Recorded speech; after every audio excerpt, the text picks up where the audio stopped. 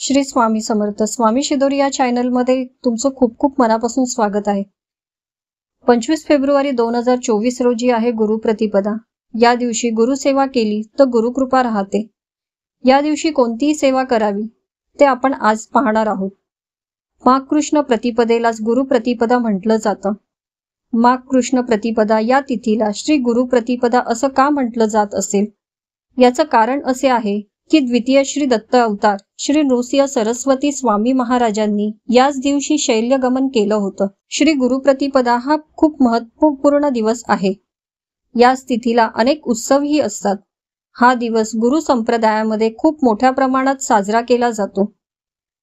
श्री गुरुप्रतिपदा या तिथीला श्री नृसिंह सरस्वती स्वामी महाराजांनी गाणगापूर येथे आपल्या निर्गुण पादुका स्थापन करून शैल्यगमन केलं होतं, म्हणून हा उत्सव गाणगापूरमध्ये साजरा होत असतो।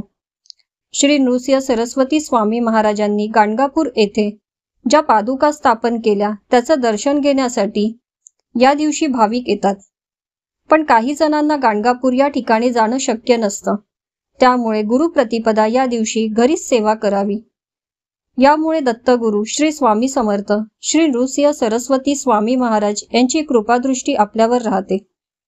या दिवशी व्रत उपासनेचा संकल्प करावा। चौरंगावर लाल कपडा टाकून दत्तगुरूंची किंवा स्वामी समर्थांची मूर्ती किंवा फोटो यावर स्थापन करावे। कुंकू, हार, फुले वाहून शुद्ध तुपाचा दिवा लावावा। नंतर दत्तगुरूंचे नामस्मरण आणि श्री स्वामी समर्थ या मंत्राचा जप आणि गुरुचरित्रातील 52 अध्यायाचे पठण करावे। यामुळे आपल्या सेवेचं फळ आणि संपूर्ण गुरुचरित्राचं पारायण केल्याचे फळही मिळते। ही गुरुसेवा या दिवशी आवर्जून करावी। श्री नृसिंह सरस्वती देववाडी सोडून निघाल्यामुळे दुःखी झालेल्या 64 योगिनींची समजूत घालताना नृसिंह सरस्वती महाराज म्हणतात, जे कोणी भक्त तुम्ही योगिनी सहित आमच्या मनोहर पादुकांचं पूजन करतील त्यांना इच्छित गोष्टी प्राप्त होतील। श्री नृसिंह सरस्वती महाराज शैल्यगमनापूर्वी आपल्या भक्तांना अभिवचन देताना म्हणतात, 4 फुले प्रसाद म्हणून येतील, ती मुख्य शिष्यांनी घ्यावी। त्यापैकी एक पुष्प साह्य देवाला मिळालं होतं।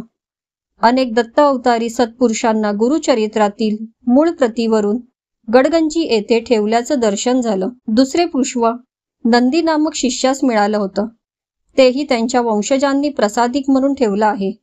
भीमा अमरजा संगमावरील कल्पवृक्षास अश्वत्थाची पूजा करून आमच्या मठ स्थानातील निर्गुण पादुकांची मनोभावे पूजा करावी असं नृसिंह सरस्वती महाराजांनी सांगितलं।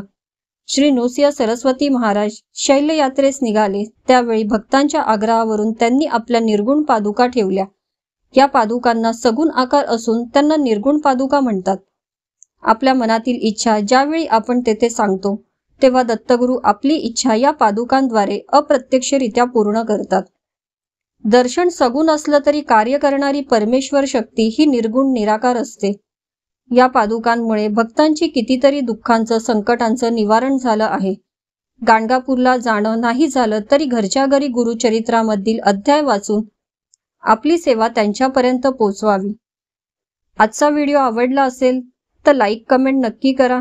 श्री स्वामी समर्थ।